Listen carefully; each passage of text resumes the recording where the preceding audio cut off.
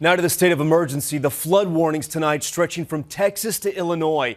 The overflowing Mississippi River now threatening homes and businesses south of St. Louis. Small signs of relief as some floodwaters begin to recede, making washed out roads barely drivable.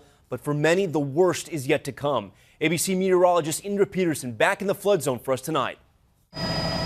Tonight, near St. Louis, powerful floodwaters ripping this house from its foundations to send it floating down the Mississippi River. It's historic. It's devastating. In Illinois tonight, another body recovered from the floodwaters. Now, at least 23 deaths from the flooding in Illinois and Missouri. 2 teenagers are still missing, swift currents hindering the search.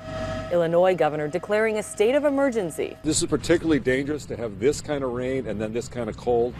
Back in Missouri, the river's finally beginning to recede, but the damage is done. This will take a chunk out of our funds, and so what we spend on this, we will not be able to spend on our road and bridge program in the future. With water treatment plants overrun by the rivers, safe drinking water is a problem too. While floodwaters are starting to recede today, so is the amount of drinking water left in these tanks, and soon customers here will be left without. The slow motion disaster now moving south.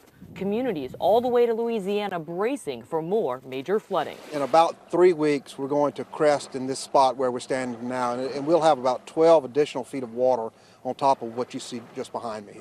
And Tom, while the waters here are starting to recede around Valley Park, Missouri, this water is rushing south to places like Cape Girardeau, where they've already broken the record. But tomorrow, the river expected to crest there at 50 feet. Meanwhile, the eastern half of the country, you've had one of the warmest Decembers on record. Tomorrow, that is changing. You're going to be waking up to what feels like the teens in Chicago and places like D.C. up through Boston. It's going to wake up feeling like the 20s.